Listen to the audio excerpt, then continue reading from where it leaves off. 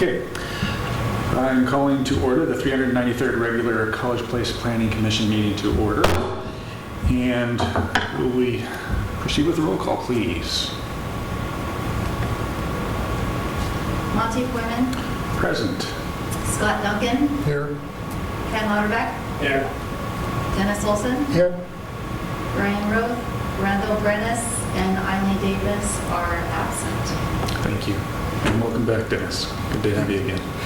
So the primary purpose of our meeting this evening is to go over the Unified Development Code, adopt that, make recommendations to council. But first, if there are any public comments on anything besides the Unified Development Code, we would hear comments from the public at this time. Again, if you have comments on the code, we'll wait till the regular agenda for those. But if there's any public comment on anything else, now is the time if anyone wishes to make statements. Seeing none, we'll move to the approval of the consent agenda, which consists of both the adoption of our meeting minutes from our last meeting on July 16, and the approval of the consent agenda, which is the Unified Development Code. Do I have a motion to approve the consent agenda? So moved. Second. Moved and seconded by Duncan and Olson. All in favor, aye? Aye. Aye. That's 4-0. Thank you. All right, so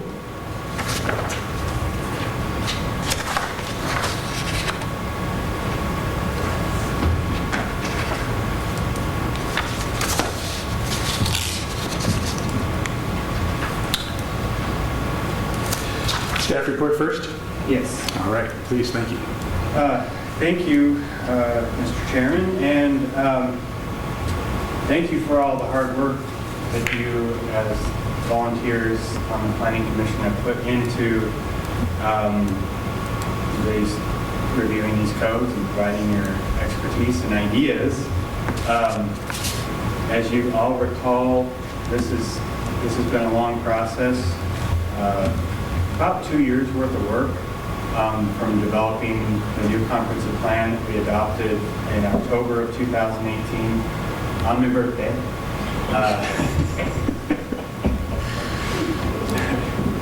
And then another, 8-9 months, and practically another year of reviewing the development code update, which includes revisions to the building and construction, Title 15, Title 16 subdivisions, Title 17 zoning, Title 18 environment, Title 19 consolidated development code, and we package that all into one code. And we believe it's going to be a learning process, getting used to it, but in the long run, it's going to be more streamlined for staff, for the public, for developers, for businesses to understand how to establish a business in College Place or do a development, and also includes beautification by updating our standards and bringing them up another level. So we met over the course of about 9 months, 8 different times, starting in November of 2018. Was the first time we met on the development code. We discussed development regulations and affordable housing. In December of 2018, we discussed the density standards.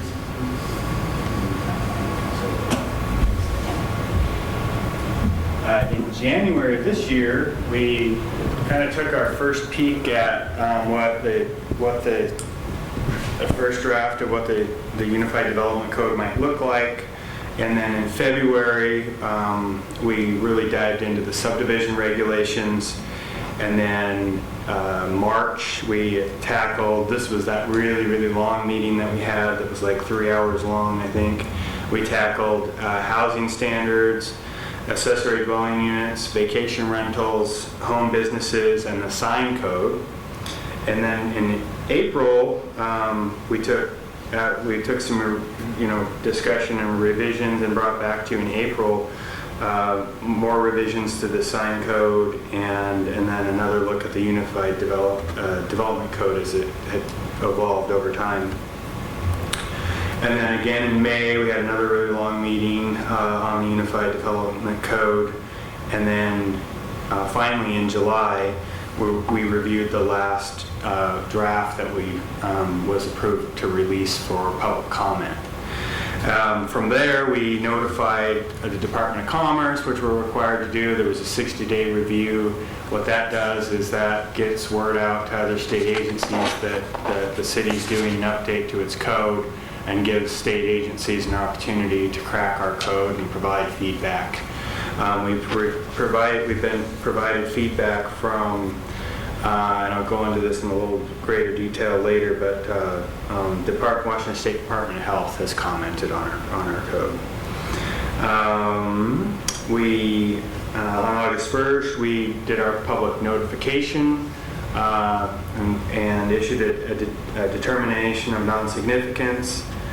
Issued our notice of application, so that was published in the Union Bulletin a couple of times throughout the comment period. And we used social media to get the word out, so Facebook. I attended I did a kind of a informational booth at the farmers market on vacation rent, on accessory dwelling units and vacation rentals, and then I also did one 2 weeks ago I just had the whole code there, and I had a couple of handouts with examples of the highlights, and didn't get a lot of feedback from, especially the second time. Nobody stopped once, but we were there, we were available to answer any questions anybody might have at the time.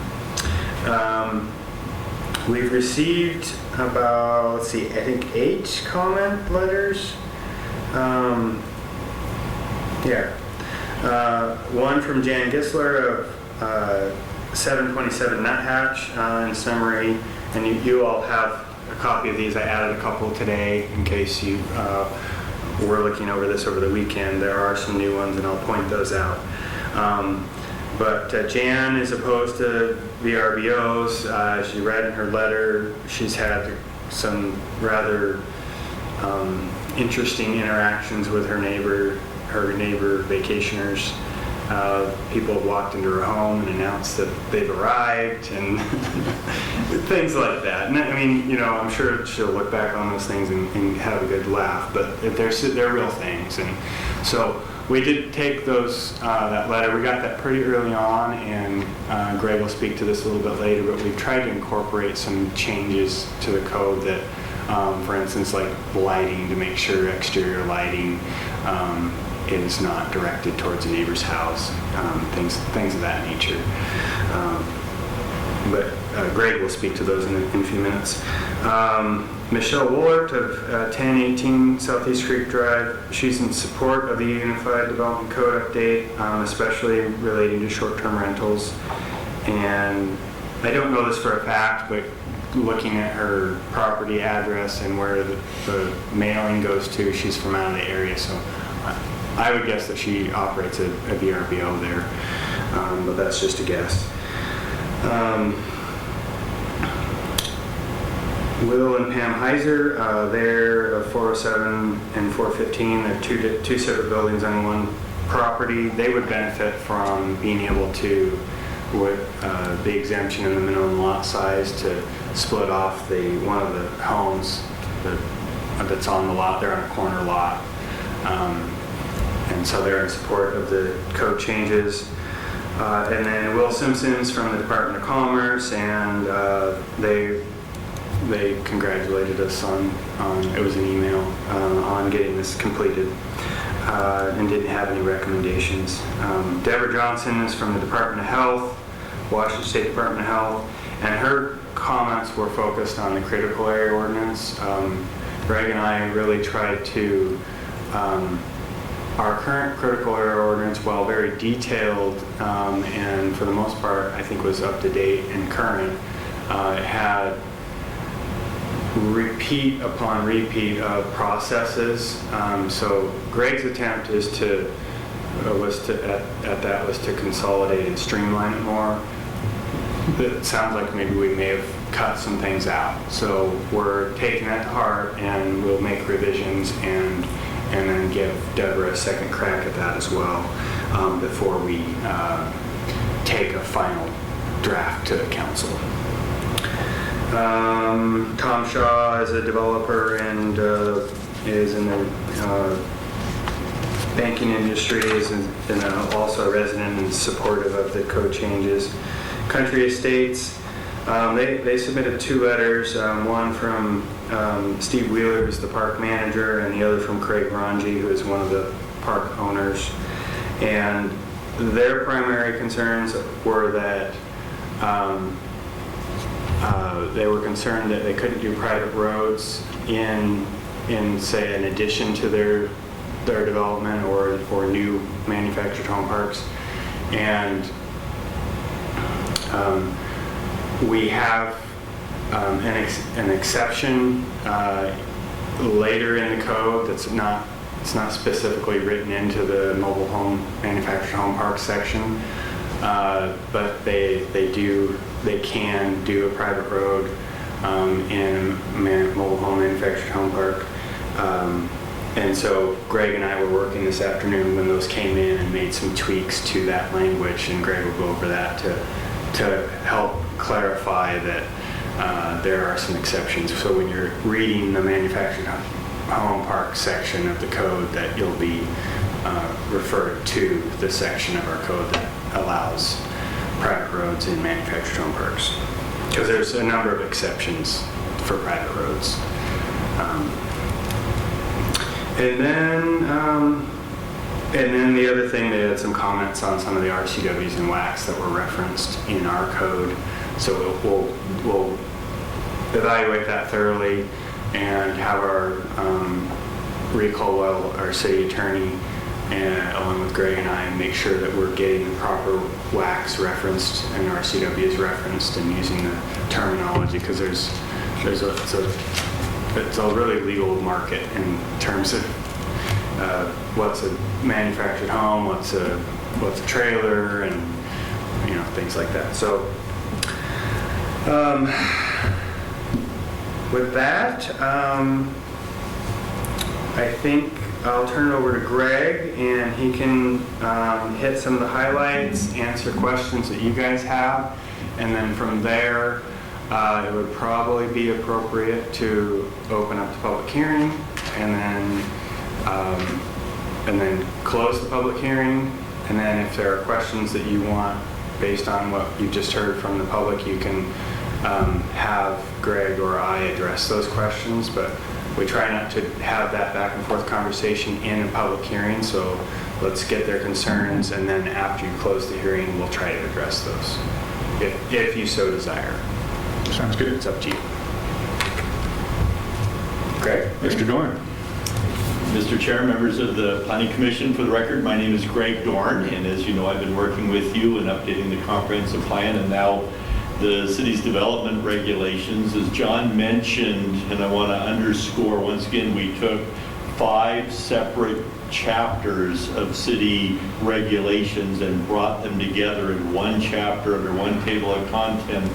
I think one of the things that will make it particularly useful to the public is now, for instance, if you want to search and make sure that you can, say, read and see all the regulations that govern vacation rentals, you can just type in vacation rentals and all the references will come up, as opposed to having to make 5 different searches and look in the subdivision regulations, and then look in the environmental regulations, the building regulations, and so on, and then have to compare back and forth. So you'll be able to see with one search all of the applicable regulations, which I think will make a significant difference in terms of the ability to be able to see and understand and comply with the regulations.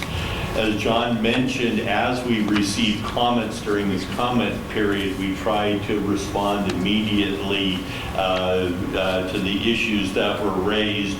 One of the first comments that was received was a concern, and it was a clarity issue to make sure that short-term rentals and the provisions there did not conflict with the provisions in state law where a property owner can rent, say, their house on a month-to-month basis. We tend to think of things like leases, but there are some property owners or some tenants who like to be able to rent or lease on a month-to-month basis, and there was some potential confusion regarding the language, so we went to the state law and went back and used the language right out of the state law, which says not to exceed 30 days. So there's a clear distinction now between a vacation rental and the ability of a property owner to rent a property on a month-to-month basis ongoing. So that distinction has been made. We received a comment and concerns about vacation rentals, and as you recall, we had built in a number of provisions to regulate vacation rentals and requiring a management plan, notification of the neighbors. One of the important requirements, I think, is that these regulations require that a vacation rental have a business license. And we've added some provisions now based on the comment we received, not only, as John said, to make it clear that lighting has to be shielded and downward facing so it don't have impacts on neighboring property owners, made it clear that the nuisance provisions governing noise apply to vacation rentals. We added some language about the importance of being respectful of neighbors, which is difficult to regulate, but it certainly is a statement of intent, and added language that makes it clear that it is the property owner's responsibility to promptly investigate and follow up on complaints. And the reason we did that ties back to the business license, because we then added a provision that said if there are repeated complaints or if there's a track record of failing to investigate and adequately respond, that can be the basis of the city either suspending, revoking, or refusing to renew a business license. So we've added some more enforcement measures or teeth to the vacation rental provisions. And hopefully that will help to minimize some of the adverse situations that may arise. And there is the ability, if you get a property owner who does not operate a vacation rental in a respectful manner, there is a way for the city to be able to address that directly. Do you happen to have anything in those new verbiage that talks about, because the lady's comment, one of the lady's comments, one that did happen to be the fact that multiple cars were being parked on the streets, which in that community is against their HOA regulations. So they're totally disregarding their own regulations of their own homeowners association. So maybe we ought to have something in there that also says if you're not even going to follow your own homeowners association rules and regulations, then you're Yeah, we'd have to talk to, and we talked about that among ourselves, we'd have to talk more to the city attorney about that, because as a matter of law, the city can't enforce an HOA regulation. Yeah. So if we built in a provision that said, failure to enforce an HOA, that would require the city to make a determination that, so. Maybe to use verbiage that typical and normal neighborhood regulations or something, and skip the word HOA. Yeah. Give yourself some flexibility so you can do it. I can, let me just see, we did add a couple of, let me go to the language that we added in that regard.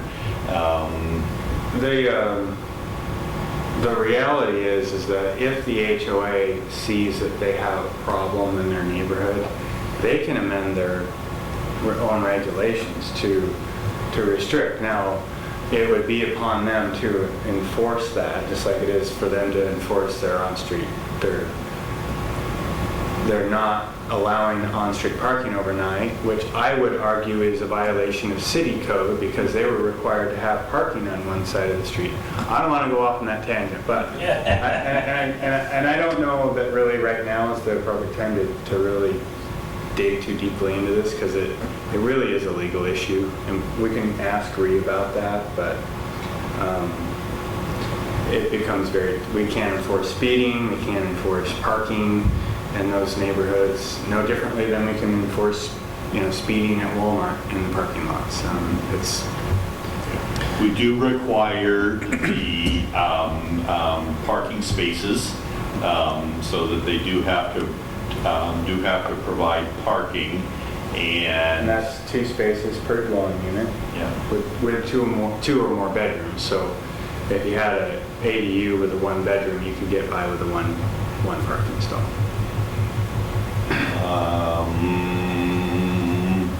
But So if you yeah. had an ADU with 2 bedrooms, you'd have 2 parking spots? Yes. is that what you're saying? Yeah. And that aligns with our parking standards for single-family The homes. city anyway. Yeah, and we put, like I say, specific language regarding noise and noise standards. Yeah, I mean, if the intent of the commission was to, to go in and look at that particular thing relative to the HOAs, we could certainly do so. We just would have to do it in consultation with the city attorney because it's come up a couple of times before. It has been clear that the city doesn't have the legal standing or authority to enforce HOAs.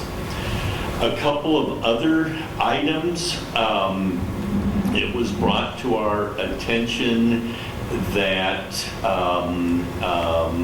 there were some questions and concerns, as John mentioned, about whether private streets would in fact be allowed in mobile home parks and manufactured home parks. And these are, and there is in fact provisions that govern it. It was in one section of the code.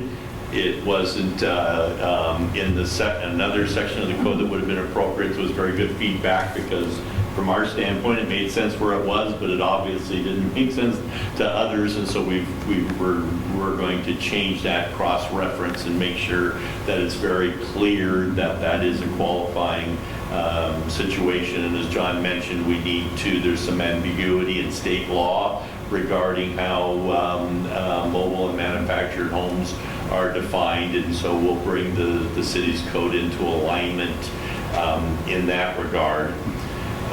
With respect to critical areas, in earlier drafts, this whole section of the code was referred to as environmentally sensitive areas. And that was in part because that's the language that's used in the State Environmental Policy Act, but it also, the term environmentally sensitive areas, in my experience, is a term that has some meaning to a layperson, whereas the term critical areas, which is a term specific to the Growth Management Act, and people that know the Growth Management Act recognize the term, but a layperson doesn't necessarily know what a critical area is, but like I say, we can kind of visualize when we use the term environmentally sensitive areas. We did get a comment back from state agencies that they are accustomed to using the term critical areas and requested that we go back to the way it originally was, and we've honored that request and returned the language back to critical areas. It was a good try, and they have also now provided some language to us regarding critical aquifer recharge areas. So we have some comments from the Department of Health, we have some comments from the city attorney, and so that is some changes that are still pending, but I think will fairly fall under the category of changes that the city attorney may advise. And so we've made a number of changes that the city attorney has requested, but there may be some additional changes between now and the time the document goes to the city council based on requests from the city attorney. And those requests will be honored because that's the city's attorney's job to make sure that the city proceeds in a legal manner. So we just wanted to advise you that there may be some changes with respect to critical aquifer recharge areas, and there may be some other changes yet to be made based on our discussions with the city attorney. Finally, a change was made, and this was based on some comments that John received, and to clarify some of the parking requirements as it relates to multifamily housing. And the city of Walla Walla recently made similar changes where they made a distinction between the parking requirements for multifamily that have 2 or more bedrooms versus 1 bedroom and studio apartments. And it's been their experience that with 2 or more bedrooms more frequently would have more cars, but that a 1 bedroom or studio apartment more frequently only has 1 car, and to require in all instances either 1.5 or 2 parking spaces without making a distinction based on the number of bedrooms does in fact have an impact on the affordability of housing. So the city of Walla Walla made some adjustments to the parking requirements and said 2 bedrooms or more, 1 bedroom or studio apartments, and that was done to in an effort to promote affordable housing based on the comments that John has received. We have followed the city of Walla Walla's lead in that regard and made a similar change. So that's reflected in the code. The only thing that So what are is- those thresholds now? I can go and Prior, our parking standard for multifamily was 1.5 per dwelling unit. Didn't matter the number of rooms. What Walla Walla's gone to, they had a similar, it was the same, and what they've gone to is for studios and 1 bedrooms, it's only 1 per dwelling unit. And so that's exactly what I've proposed. And one of those came from a comment from Ben Dawson, who he has rentals, but he also wants to do cottage housing and some studios type apartment development, and he has properties in Walla Walla too, and he said that's a real game changer for them on some of these smaller lots where they want to do maybe a triplex or a fourplex and do small units, and they don't need all this extra parking. They're small units. They're designed for really a student or a single person, and they may not even have a car, let alone 1.5. That's kind of the basis. And also in my involvement with the affordable housing study, that was one of the things that does drive up the cost of affordable housing is every parking stall has a dollar amount associated with it, not only square footage, but the cost to install that stall and maintain it, and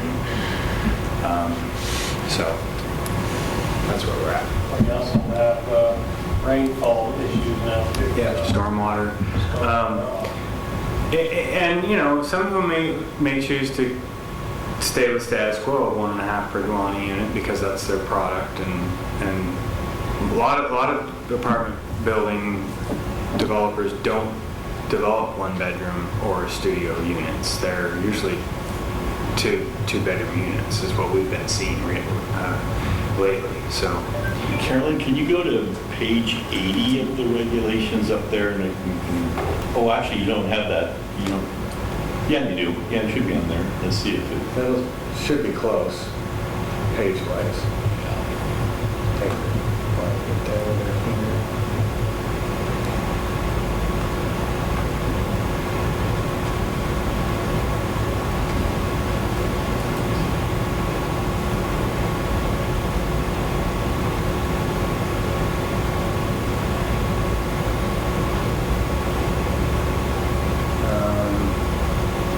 signs you need to keep going up. It's 1460-060. What's that page number on the document? Mine actually is page 8. And mine is page 80. On both the actual PDF page And this one right here, right? No. Or is it this one? Yeah, that one. Yeah, not in That that. one. Okay.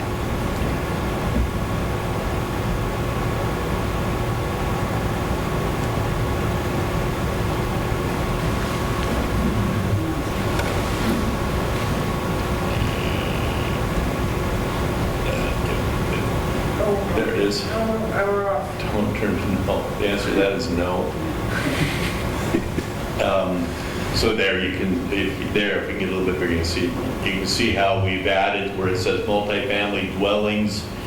It's 1.5 spaces per dwelling unit. If it has 2 or more bedrooms, it's 1 space. If it has 1 bedroom or studio apartment, the cottage housing was reduced to 1 space per dwelling unit, and vacation rentals makes the same distinction. 2 spaces, 2 or more bedrooms, 1 space for a 1-bedroom or studio. So that was a revision. I think the change on the cottage housing was that we didn't actually have that listed, so that was new. Yeah, we had it in a different section and brought it in. Yeah. Once again, get everything in the same place. So that's it. The only thing that I have on my list that I'm hoping at some point we could further streamline, and we are talking with the city attorney about this, has to do with wireless communications. There is a federal law which preempts local government's ability in many respects to regulate wireless communications. And based on that preemption, organizations like the Association of Washington Cities provided a model ordinance and said to cities, if you adopt this, you would be in compliance with the federal law. But the model ordinance that they've provided is really a belt and suspenders and another pair of belt and another pair of suspenders. It is a very, very, very onerous to work with set of regulations. And I think cities are beginning to see, especially as wireless communications are becoming more and just becoming a everyday part of our lives, that there's got to be a way to satisfy the requirements of federal law and be able to do it in something less than 19 pages. So there's hopefully an opportunity at some point in time to bring the wireless communication provisions in line. The key thing is there's some unique timing requirements to processing wireless communication facilities, but that should be easy to accommodate. And in my opinion, it really doesn't need 19 pages. So what are we talking about? Having that kind of a business in our community? No, this has to do with the permitting of the It's the 5G rollout, and primarily the changes had to address, so the 5G it's a short bandwidth of wireless communication, but it can handle a tremendous amount of data.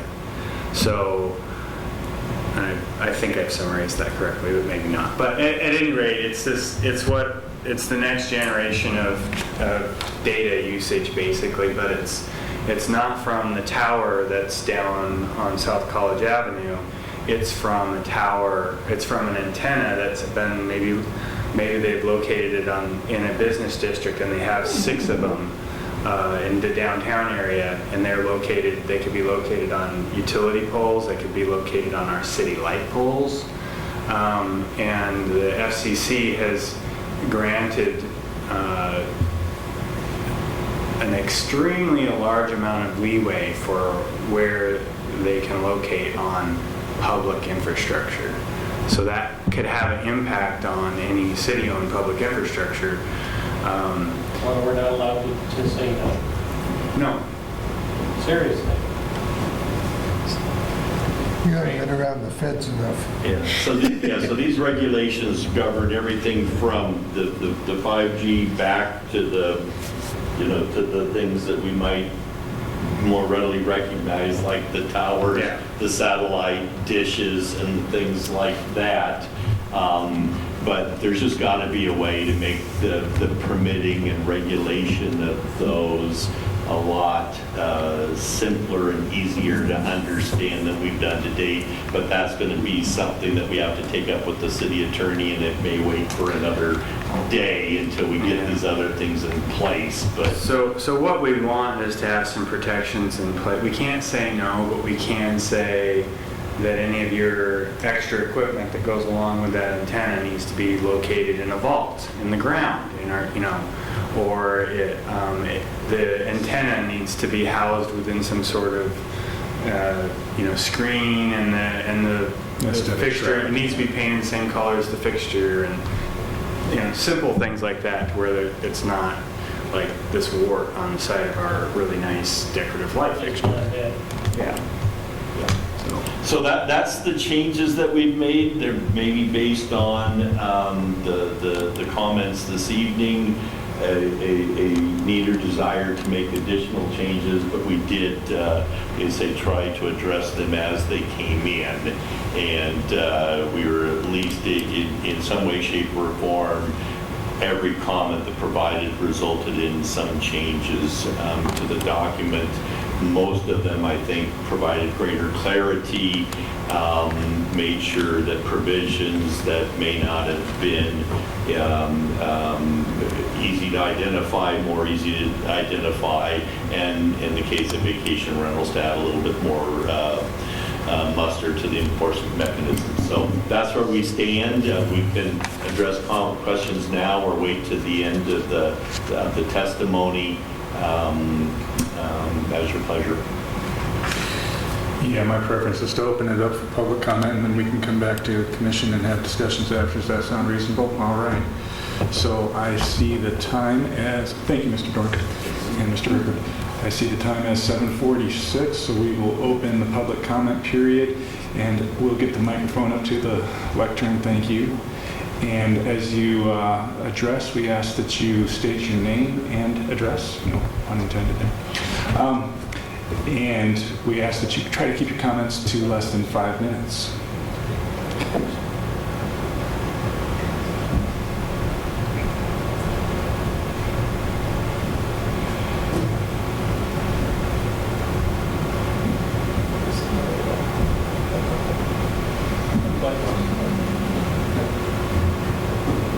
Well, let me just speak from the gallery. We were just here to make sure that our written comment, how it worked. We're kind of new with this, so we didn't need to get up to the microphone. John's done a great job of addressing our questions. Oh, no, you need to get up to the microphone. Yeah, you gotta record that. You gotta state your name and address.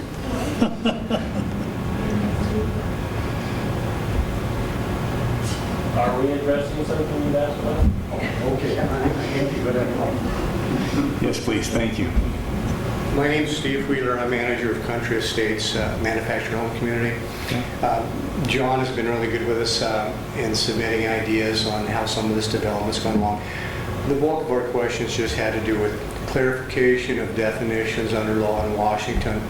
We're a very regulated industry, and so it's very helpful to us as we occasionally have residents have questions of the city that we have clearly identified in the code what a manufactured home is, what a mobile home is. We don't say the trailer house word. And then as we're doing a new development over here, adding some new homes, we've been waiting diligently for this new code to come into place. So we're anxious to see that come into fruition. And for John's part and staff, they've been hugely helpful to us. So kudos to him. Thank you. So, correct me if I'm wrong, but there is no such thing as a mobile home anymore. Is that not accurate? Well, no, it actually is. We have a number of mobile homes in Country Estates. That are older than 1976. Yes. And so whenever, for example, whenever we're selling one of the homes, we have to go in and we take a look to see if they are in fact a manufactured home. They meet one requirement. If they're a mobile home, they still need to make HUD standards. So we identify those elements within the homes for safety purposes, smoke alarms, drywall around heater compartments, water heater compartments, egress windows in the bedrooms are all in place. So although they may still technically be a mobile home, we try to get them upgraded to manufactured home standards. But you would never pull one of those off this current foundation and put it in a new development, would you? No, we will pull, I can't speak for Country Estates, we also own Golden West and Wall to Wall. We do pull mobile homes out, and then we replace them with new manufactured homes. So that's why this kind of guidance is important to us, so that we know how to comply with city needs. We want to make sure our residents are safe at all levels. But yeah, if we can trade out homes, we certainly do that. Thank you.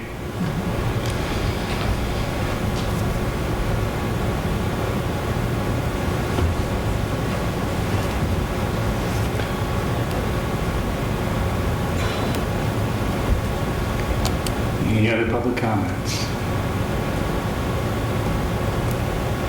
Yes, please come up and share.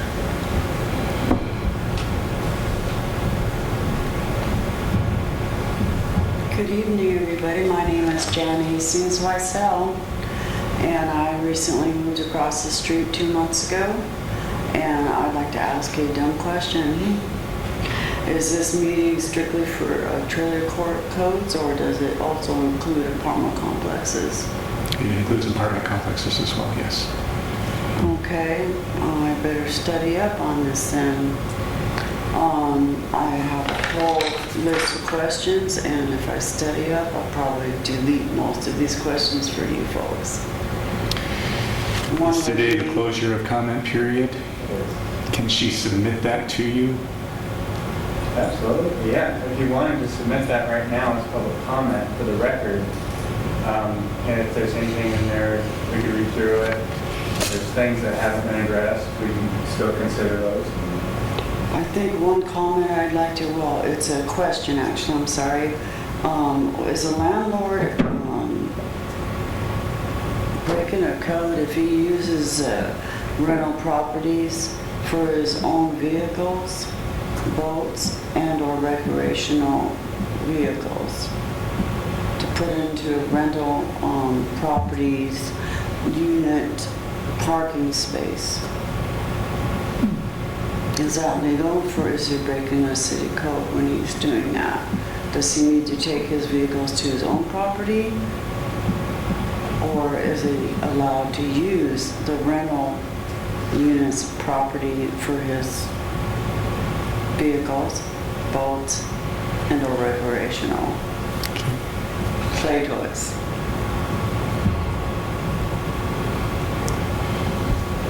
We have to ask the city, do you want me to address that?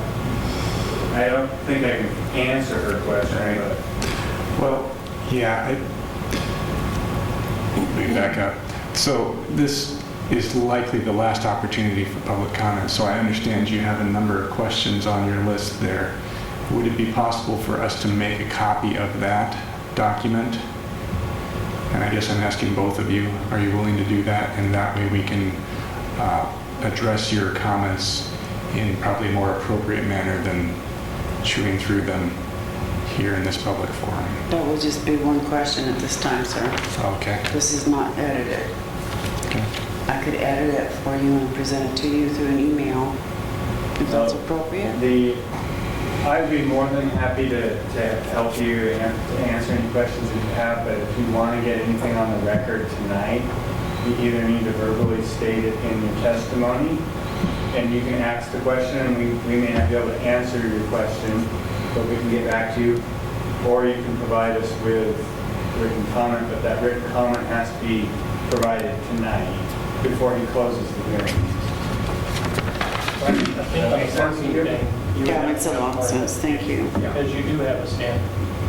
So you know what your standard is, and so if they have beyond the standard, then he obviously could, but you don't know that. You would have, there's no way you could answer that question without knowing the rest of the information. But there is a standard. So if there's 40 parking spaces and only 10 units, then obviously you can park as many units as you want. It would probably, So, but you would probably get into a really a legal matter of whether or not, if there were parking, if they were not meeting the parking code requirements, if they didn't have sufficient enough parking for the tenants because it was full of boats and RVs, then the city could probably step in and say, apartment operator, you're violating city code because you're not providing enough parking to your tenants. You need to move some, but that would really, I don't believe we would have a municipal code that would address this. about that some shit like that. At least nothing we've done over the last 2 years. Yeah, you definitely need more information before you do it. Thank you, that's all I have. So would you like to submit any of your other comments to us? No, thank you, not at this time. Okay, I thank think it'd you. be best if I just read the RCW codes and get familiar with that first. Very good. Thank you for listening. Just to be clear, you understand this is the last opportunity for revisions to be made based on your comments. If we recommend this forward to council, they may adopt it as is and not have the opportunity to address your other concerns. I can adjust to that. Okay, Thank you so much. thank you.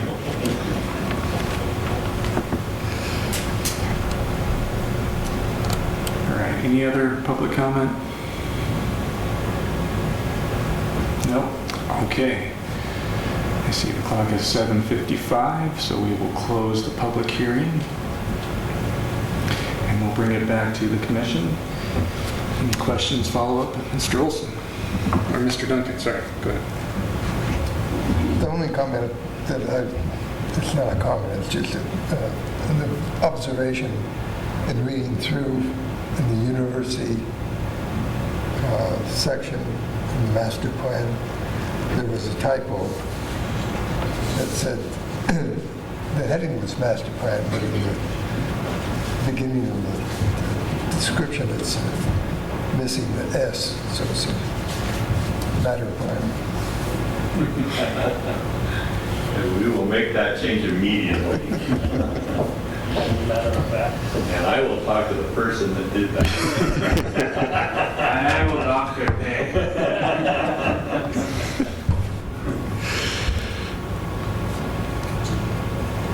Yeah, there may be other areas where there's been Yeah. errors, and fortunately, we have a provision that if council adopts this, there's a provision at the very end that allows the city clerk to make edits like that. So we don't have to bring it back to you guys. Yeah, good. That would be nice. My only other comment is, this is so anti-Jefferson that it galls me because the minutia of the regulations down to tree planting just, takes away whatever creativity and freedom people have. And so I have a hard time supporting the whole concept of, how do you breathe?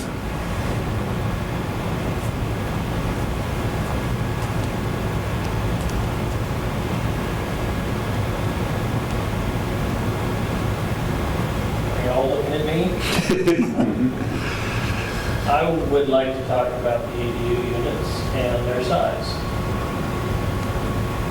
I believe we are currently at 600 square foot per ADU. Is that not accurate? Yes, And do you know That's a what maximum. section it's in, so I can go there and look at it? yes. And is it not accurate that Walla Walla has done 800 square feet per ADU? Once we get, my recollection is the way our code is written is that it's a 600 square foot footprint but you can have a two-story. So you could have, let's say, a one-car garage on the main floor and half of that as the living unit, and then a loft above for a bedroom and bathroom or something, right? Provided the main unit is itself a two-story or taller, right? Right. And I think that's a good idea. I think that the eve level, is, because, there are examples like on 8th of March that, the eave's about 40 feet in the air and it just makes it look like an ungodly sight. So I agree with the eve thing. However, when we are talking about ADU, and I'm sorry if I sound like the old record, but we are talking about affordable housing. And if I think about the people, and I grew up this way, I was the fourth of 4 children and a single mom. And there were times we lived in a one-bedroom apartment, and it was not pleasant. Mom had actually lived on a hide-a-bed in the living room, and the 4 of us kids would rotate in the bunk bed and a queen-size bed in the one bedroom. And so I come from those roots. I come from the need of an ADU unit and not have the ability to have even a 2-bedroom, 1-bathroom, and an ADU unit. I just think ruins the whole process. It just ruins all of it. Because who are the people who need an ADU unit? That's single moms with kids. Either 1, 2, or 3, or even 4 kids, like how I grew up. Okay, let's not say single moms. Maybe that's the wrong PC term anymore, but single parents with children. They are in desperate need of low-income housing, where an ADU that is a 2-bedroom, 1-bathroom, even a small 800 square foot would be totally acceptable to a lot of those type of people. But a 1-bedroom, 600 unit cuts that ability down greatly. So I just personally would much rather see us go to an 800 square foot ADU than a 600 square foot. That's my opinion, and no other reason why. We need to get to it because I think that the code might be a little confusing. It talks about a 600 square foot footprint, but you could have a 1,200 square foot unit by doing a 2-story. Was not the intention, Greg? Just when we get back to where we just moved away from it. Yeah, it says footprint.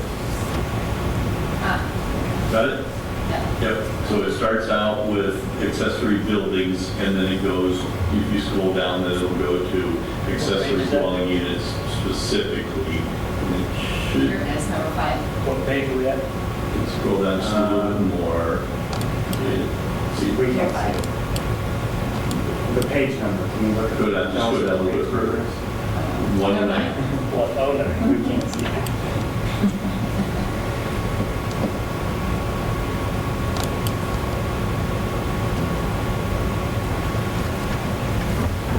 So the building or structure, shall not exceed 720 square feet. But that's the total. That's an accessory building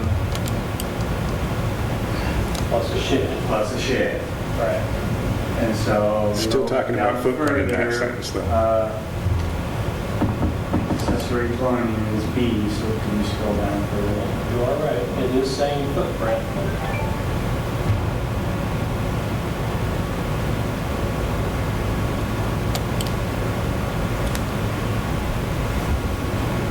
Now, there's provision 7 that says an accessory dwelling unit within a primary residence if it has a floor area greater than 600 square feet. But that's the mother-in-law apartment kind of situation, and we had changed that provision because some codes would say, for instance, if the basement was 800 feet, sorry, you can only be 600. We said you can use the space you have available as long as you meet the parking requirement, and if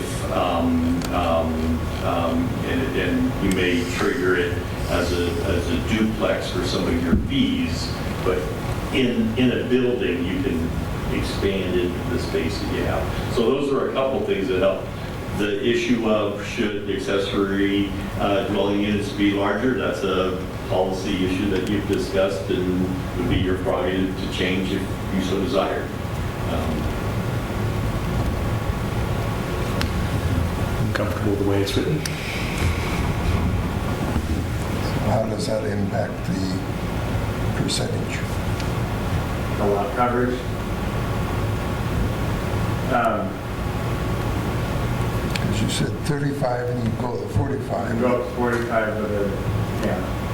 So it's I 800. mean, it depends on how the whole ratios work out. It depends on, you know, Lot how big layout. this house is and, you know. Setbacks. You may end up limited to a 600 square foot footprint, even if you did allow them to go up to 800 square feet based on lot coverage.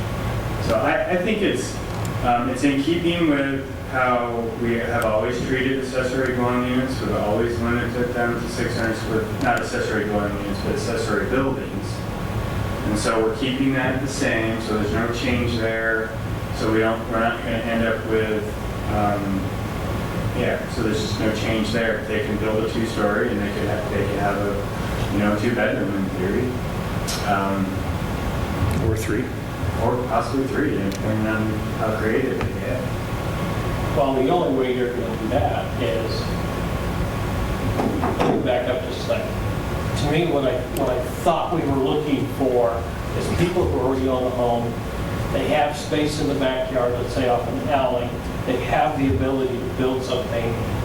Most homeowners aren't going to just go in and say, okay, I'm going to build a 600 square foot 2-story building and rent it out. They're, at least in my mind's eye, I'm thinking, well, I want a shop space and then I'm going to add to it. And at that space, 25 by 25 garage isn't a huge garage. It's a nice size one, but it's not huge. And then you're only talking a 625 square feet, which means your second story for that ADU is only 625 square feet. So that's why I'm talking the way I am. When we go in there and say, okay, well, sure, it's okay, but you don't get to have your shop space. You're only going to be able to have the building, and you're only going to be able to, because you're not going to have enough space. Otherwise, it's going to be a 1-bedroom apartment. And I think, to me, in my mind's eye, it negates some of the ability for us to provide the low-income housing. So that's my opinion. Sorry. I said it once. Don't apologize. It's good. That's the only thing in this whole thing that I can think of that I have any thoughts, questions, or comments about. So other than that, I think we've all busted our butts for 2 years and it's looking pretty good. So, If I may change the subject, talk about short-term rentals, vacation properties. That seems to have been a big issue for the city of Walla Walla a year or 2 ago. Will you expand a little bit about what some of the comments that we received were and how we have already or may still be able to address those? Can you pull up Jan Geisler? And maybe just a 1 or 2 minute summary of what our position, what our code is on vacation rentals. Yeah, I can do that. It's on, let me get to the right page here so that if you want to. So I I would like say- what I've heard about addressing the noise complaints, and I think that's probably the largest issue that I remember hearing about repetitively is you have people that, it's not their home, they come to vacation and they want to enjoy themselves, and being immediately adjacent people that are working and living and raising kids, I can see that concern. So that's, I guess, the gist of what I would like to see And if addressed you as well. go to page 105, we can follow along and highlight.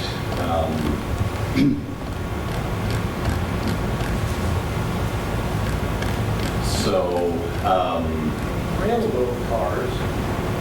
My wife has always wanted a railroad car in the backyard. She thinks they're so cool. Okay, so. We didn't say we exclude cabooses. In red are some of the changes, and many of them are just to clarify, because actually the vacation rental provisions apply to bed and breakfast inns as well.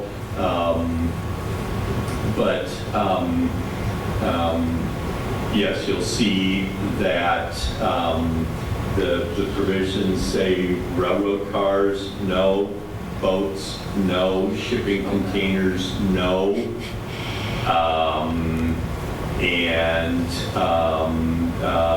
Some of these others, RV parks, camper centers, only if they're in an approved mobile home park or RV park. It's really interesting. There are, if you go to some of the vacation rental websites, you will see things like teepees, tents listed under vacation. Yeah, and so those would not be permitted here. Now, before you move on with like when we mentioned like railroad cars and shipping containers, that doesn't mean that somebody couldn't come in and build a single family home and go through a bunch of engineering and energy code stuff and build a home out of shipping containers. We're not saying you can't do that, but once you go through that process, it's no longer a shipping container, it's an engineered building. So, Thank you for the but clarification. we don't want somebody buying a shipping container and plopping it in their backyard and throwing a cot in there and putting up a rent sign either, so. Come on. So we've added, you'll see, all exterior lighting shall be downward facing and screened. And we added the language and made specific reference to the noise control provisions. The language that says shall not generate noise in excess of what is typically associated with residential uses. If that was put to a legal challenge, that might be somewhat questionable, but it was a statement at least of intent that to try to keep the noise down. That section CPMC 820 that defines hours, is that correct? 820, yeah. Yeah, okay. Because they're a business, we can regulate them at a higher level too. So this isn't like we're telling the residents that they have to be different than their neighbors because their house is painted red or something. Well, and this is a good base, you can actually change it later. The city council can change it later if they need to. Yeah, we can ratchet it up or we could ratchet it down if there's a challenge and we lose. Number 7 down at the bottom, once there is not a written standard as to what constitutes respectful of one's neighbors, but I think it also is at least a statement of intent. And we added the provision that it's the responsibility of the property owner to promptly investigate and appropriately respond, and that the failure to do so could result in suspension, revocation, or non-renewal of the license. So those were the things that we've now added to that segment. You'll remember earlier on we had a discussion about kind of the balance between being supportive of vacation rentals and not being overly regulatory. On the other hand, wanting to protect the integrity of neighborhoods. And so you had a discussion to try to find that balance. So we've tipped it a little bit now toward the neighbors based on the comments that have been received. I think that's good. Yeah. Thank you for those changes. I like them. Thank you. You might want to know too, that I personally know Jan Geisler and Michelle and they both live within the Garrison Creek Villages. The house that Jan talked about is now for sale as a house and not as something people live in. Well, we did send, once we made these changes, I went ahead and sent a copy on to Jan so that she could see what the impact of her comment was. I mean, it probably didn't, totally satisfy her, but at least, we're trying to regulate them. Evidently, the person that owns that home actually lives in Seattle. And they now have the house for sale, along with a lot of other places that they've used for rentals. Maybe our codes are just too way over the top, and they can't do it. Can't please everybody. I did tell John that my mother and her friend were out on a Sunday afternoon drive earlier this year, and as they were returning home, a house that they had always kind of liked the looks of from the outside, it said open house, and they said, oh, let's go see what the inside of the house looks like. And they walked in, and they were looking around. They had actually walked up the wrong driveway, and they were in the house next door. The front door was unlocked. They let themselves in. They were admiring the beauty of the house. The open house was next door.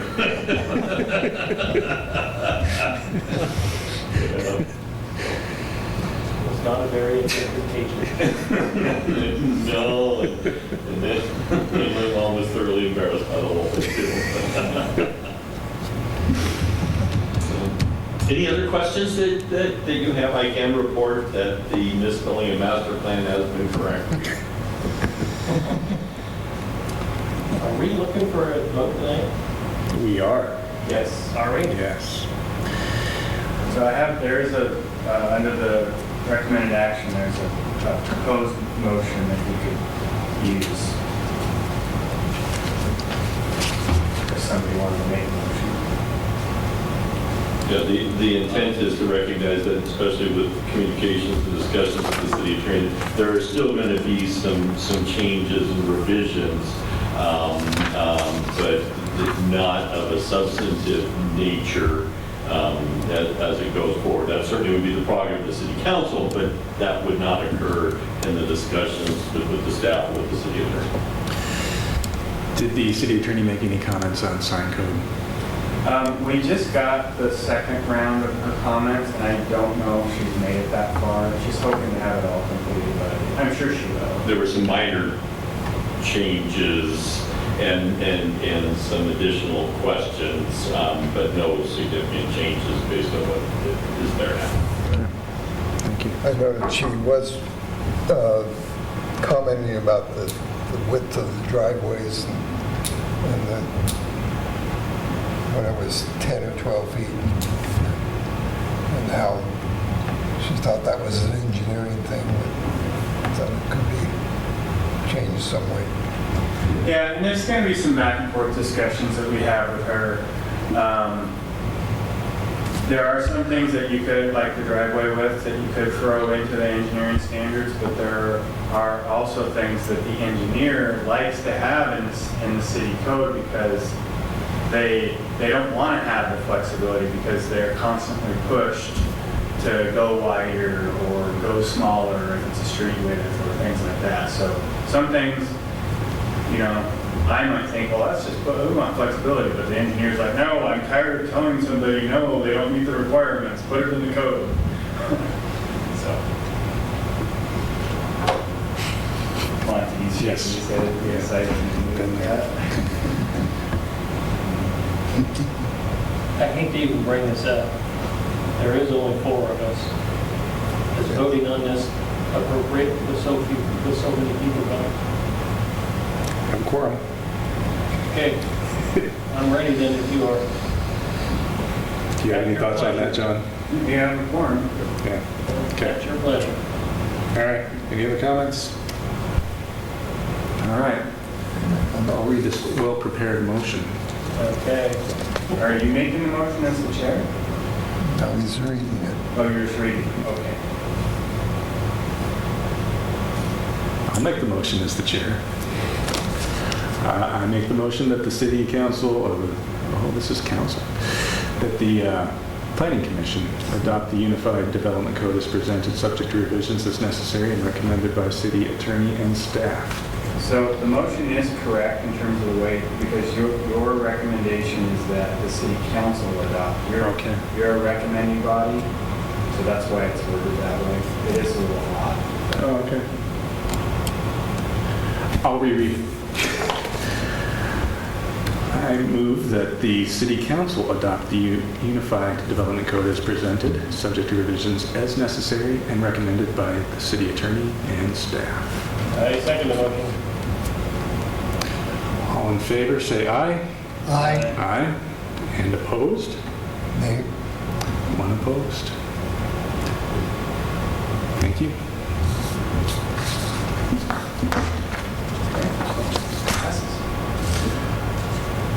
Thank you. Yeah, Thank very you. much. Any reports, other business? If I could just one follow-up to the comment earlier, and it also occurred to me with respect to the questions about parking lots, should also note that there is in the city code provisions that govern vehicles and require that they be licensed and things of that nature. So depending on the facts, there may be some other enforcement mechanisms available too. Is what it sounded to me like it's more of a code enforcement issue than a regulatory issue. I would agree. Parking issue. Yes. Does the city have a code that a vehicle on their own property has to be licensed? John, the regulations governing, There are nuisance codes relating to how many unlicensed vehicles you can have on your property that are not stored indoors. Yeah. Or behind the fence? Or behind it. Yeah, we have a code enforcement officer that's not my area, it's enforcement. God. One of the worst jobs in the city. Greg, I have one question. That there was concern about particularly the mobile home park, manufactured home park, the roads and how, could that be classified under a bonding site rather than separate?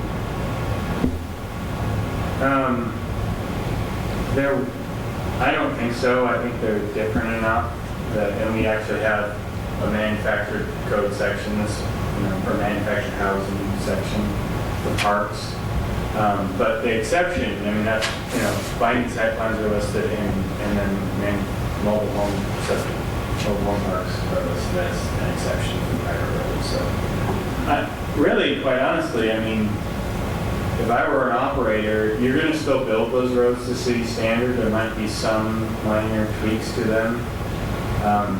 So if I were a park operator, I wouldn't want them to be private roads because that's just going to add to my long-term obligations for maintenance. In fact, most of the most successful, from what we've heard during that affordable housing study work group, is that parks that have, like country estates, that have public roads in them, they're in better off shape financially because they don't have that overhead. So they're, And I think they remain affordable. The homes remain nicer too because people want. Yeah. So as a realtor, I see that the ones with public roads, the value of the homes stay higher than the ones without. So, it's a good thing. And yeah, I think we should always be trying to push that. But we are set up to where if somebody wanted to come put a brand new mobile home park in, we have the ability to do that for the city. Yes. Yeah. And if they so desire, they could do private roads. Yeah. Well, They that would is, still be built to city standard. And in country estates circumstance where the current poor farm is, they're trying to put, 5 or 6 houses on that. And they would need to private road. It'll end up being a dead-end road, and the city doesn't really want it, so if they want to go private, then okay. Yeah, I see a mobile home park as one of the very few ways that we're ever going to get affordable housing in any community. They're cheaper and easier to put in. So I hope people think of that. We will be bringing this back, or we'll be taking this to council. We're going to do a workshop with them on October 8th, and then we'll bring it back to them for adoption on the 22nd. And then we're going to run this by council, but we'll probably, I think what we're going to do is recommend that we do a January 1 effective date. That'll give us time to, like with the vacation rentals, it'll give Carolyn time to create the new applications and Sites. sign code, brochures, update brochures, things like that before everything becomes effective. So that's it. Anything else, team? It's a major hurdle. Thank you all. Thank you. I think you'll probably have a break come probably through the next first part of the year. All right. We'll be coming back at you though with more code stuff. Well, actually, probably some tweaks to our comprehensive plan a little bit to address the fact that we have been handed back the Martin Airfield, and we didn't really contemplate that when we adopted this. Thank you for